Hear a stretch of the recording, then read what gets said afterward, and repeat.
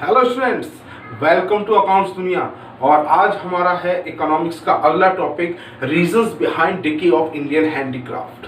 बेटा, जब Britishers India में आए थे ना, तो उन्होंने इंडिया के तीनों सेक्टर को डिस्ट्रॉय करने की कोशिश की थी। Means agriculture sector, industrial sector and service sector. तो बेटा, उन्होंने जो सेकंड सेक्टर था हमारा इंडस्ट्रियल सेक्टर, उसको कैसे डिस्ट्रॉय किया, आइए पढ़ते हैं आज के इस टॉपिक में। बेटा, उस समय इंडस्ट्रीज के नाम पर केवल हमारे पास जो कुछ था वो था इंडियन हैंडीक्राफ्ट, है ना। जो हैंडीक्राफ्ट इंडस्ट्रीज जो वर्ल्ड में फेमस थी, ऑल ओवर वर्ल्ड में जिनकी डिमांड थी, mainly Asian and European countries जो बहुत ज्यादा मुरीद थी इंडियन हैंडीक्राफ्ट के, वहां तक इंडियन हैंडीक्राफ्ट की डिमांड कम कर दी ब्रिटिशर्स की एक टैरिफ पॉलिसी ने, है ना।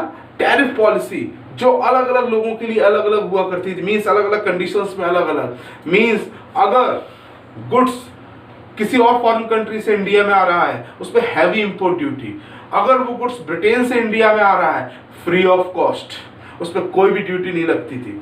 और अगर इंडियन हैंडीक्राफ्ट अदर कंट्रीज में बिक रहा है, मीन्स एक्सपोर्ट हो रहा है, तो बेटा उस पर हैवी टैक्स। और जो रॉ मटेरियल इंडिया से जाता था ब्रिटेन की इंडस्ट्रीज में, उस पर कोई भी टैक्स नहीं। तो डिस्क्रिमिनेटरी टैरिफ पॉलिसीज का पहला पॉइंट बना, डिस्क्रिमिनेटरी टैरिफ पॉलिसी।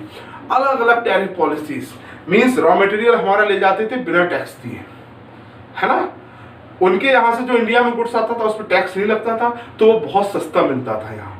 इससे क्या हुआ, जो इंडियन हैंडीक्राफ्ट थी उनसे कंपैरिजन होने लगा, किसका, ब्रिटिश गुड्स का। क्यों? बिकॉज वो सस्ते रहते थे और वो मशीन मेड प्रोडक्ट हुआ करते थे, मशीन से बना करते थे, कॉस्ट ऑफ प्रोडक्शन भी कम आती थी, लेबर चार्ज वगैरह ये सारी चीज़ें कम आया करती थी, रॉ मटेरियल भी कम वेस्ट होता था। तो वो जो था, जो ब्रिटिशर्स जो है इंडिया में प्रोडक्ट्स लाते थे अपना, उनका कंपैरिजन शुरू हो गया हैंडीक्राफ्ट से। इस तरह से धीमे धीमे इंडियन हैंडीक्राफ्ट की डिमांड कम हो गई। क्यों? जो वो ब्रिटिशर्स के द्वारा लाए हुआ प्रोडक्ट हुआ करता था वो इंडियन हैंडीक्राफ्ट से बहुत सस्ता हुआ करता था, बहुत चीप हुआ करता था। और हैंडीक्राफ्ट की उन्होंने फॉरेन डिमांड कैसे कम कर दी, जब उन्होंने टैक्स लगा दिया, हैवी ड्यूटी लगा दी, किस पर, ऑन एक्सपोर्ट ऑफ हैंडीक्राफ्ट। तो क्या हुआ करता था, जो इंडियन हैंडीक्राफ्ट फॉरेन कंट्रीज में जाता था वो बहुत हाई रेट पे जाता था। क्यों? जितनी उसकी कॉस्ट हुआ करती थी उससे ज़्यादा उस पर टैक्स लगा हुआ करता था। तो कोई भी कंट्री जो है इतना महंगा गुड्स नहीं खरीदती थी। और आपको पता है ना, जो आपने 11th में पढ़ा था, law of demand, when price increases demand decreases. Price बढ़ गई, डिमांड कम हो गई, और ये हमारी हैंडीक्राफ्ट इंडस्ट्री पे एक बैड इफेक्ट पड़ा। तो इस तरह से ब्रिटिशर्स ने हमारी डोमेस्टिक और जो हमारी इंटरनेशनल मार्केट थी दोनों को खत्म कर दिया। Second point, disappearance of princely courts. आपको पता है कि ब्रिटिशर्स के आने से पहले हमारे यहाँ छोटे छोटे राजा हुआ करते थे, नवाब हुआ करते थे। प्रिंसली कोर्ट्स, उन्हीं के लिए वर्ड यूज हुआ है ना। तो वो लोग क्या करते थे, अपने हैंडीक्राफ्ट को प्रमोट करते थे।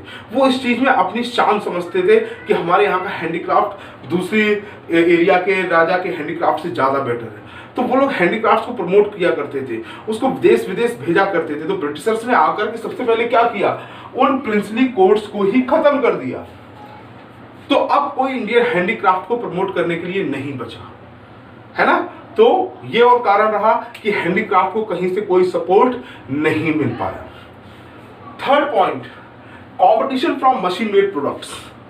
हैंडीक्राफ्ट जिसको बनाने में 2 या 3 दिन लग जाते थे, एक फैमिली पूरी मिलकर के एक हैंडीक्राफ्ट एक प्रोडक्ट को बनाती थी, तो बेटा उनकी लिविंग जोड़ लो, वो भी 2-3 दिन लगते थे उसको बनाने में। तो जाहिर सी बात है बेटा, वो महंगा तो होगा ही। वो अलग बात है, उसकी क्वालिटी बहुत बेटर हुआ करती थी, लेकिन बेटा वो महंगा हुआ करता था। और उसका कंपटीशन किससे था, ब्रिटिशर्स के लाए हुए गुड्स से, जो ब्रिटेन से इंडिया इंपोर्ट किया जाता था, जिसपे कोई भी ड्यूटी नहीं लगती थी। मींस जो पहले से मशीन में बना है, जिसपे लेबर कॉस्ट भी बहुत कम आई है, मींस कॉस्ट ऑफ प्रोडक्शन भी कम आया है, रॉ मटेरियल भी कम लगा है। पहले तो वहां से सस्ता हो गया। दूसरा, जब वो इंडिया आया तो उस पर कोई टैक्स ही नहीं लगा, जब टैक्स ही नहीं लगा तो वो और भी सस्ता हो गया। तो उसका कॉम्पिटिशन इंडियन हैंडीक्राफ्ट से कर दिया। जो इंडिया में एक जो लो कैटेगरी के पर्सन थे, मीन्स जिनकी पुअर थे, जिनकी इनकम ज्यादा नहीं थी, वो लोग क्या करने लगे, वो हैंडीक्राफ्ट के बदले उन गुड्स को पसंद करने लगे। उनकी मजबूरी थी। क्यों? उनके पास इतने पैसे नहीं थे कि वो इंडियन हैंडीक्राफ्ट को अफोर्ड कर सके, है ना।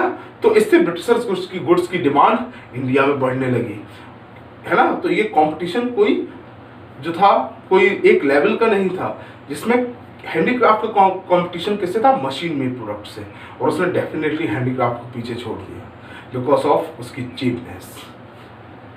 उसके बाद आता है न्यू पैटर्न्स ऑफ डिमांड। एक क्लास ऐसी चल गई थी उस समय जो ब्रिटिश गुड्स को बहुत पसंद करती थी, उनका पहनावा, उनकी ये सारी लुकिंग, जिसको हम लोग कहते हैं वेस्टर्न कल्चर, है ना, जो आज भी तो है ना, हम लोग वेस्टर्न कल्चर यूज करते हैं, कौन धोती कुर्ता वगैरह यूज करता है। तो उसी समय ये क्लास नई इमर्ज हुई थी, नई नई क्लास बनी थी, जिसे वेस्टर्न गुड्स की डिमांड थी, भूख थी, जिससे वो और ज्यादा प्रमोट किया करते थे वेस्टर्न गुड्स को, है ना।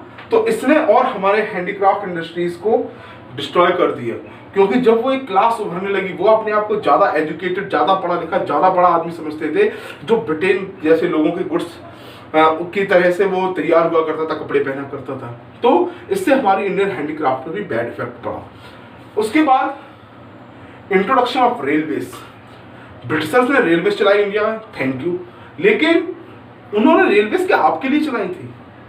क्या यहाँ की आम जनता के ट्रैवल के लिए चलाई थी? नहीं। रेलवे चलाने के पीछे उनका मेन कारण क्या था, मेन रीजन क्या था? The main reason behind the introduction of railway in India is that, क्योंकि वो अपना मार्केट ऑल ओवर इंडिया में फैलाना चाह रहे थे। जिन जिन कॉर्नर से ब्रिटेन का गुड्स नहीं पहुंच पा रहा था, मींस जहां पर हैंडीक्राफ्ट अभी भी यूज हो रहा था, वहां पर उन्होंने अपना गुड्स पहुंचाया, अपने प्रोडक्ट को पहुंचाया with the help of railways. तो इससे उन्होंने इंडिया का वो मार्केट भी कैप्चर कर लिया जो पहले हैंडीक्राफ्ट के अंडर में बचा कुचा रह गया था रेलवेज के आने के बाद, है ना। तो इस तरीके से ब्रिटेन ने जो है हमारे इंडस्ट्रियल सेक्टर को, मींस इंडियन हैंडीक्राफ्ट को डिस्ट्रॉय किया। आई होप आपको ये सभी पॉइंट अच्छे से समझ में आ गए होंगे कि क्या पॉइंट्स थे, क्या रीजंस रहे होंगे, क्या परिस्थितियां रही होंगी उस समय जिनसे हमारा इंडियन हैंडीक्राफ्ट या हमारी इंडियन इंडस्ट्रीज उस समय गुजरी, है ना। हम बेटा ऐसे ही वीडियो आपके लिए लेके आते रहेंगे, अगले वीडियो में मिलेंगे अगले टॉपिक के साथ। और अगर आपको बेटा ये टॉपिक अच्छा लगा हो ये वीडियो, तो please like, share and subscribe करना बिल्कुल मत भूलिएगा। Thank you.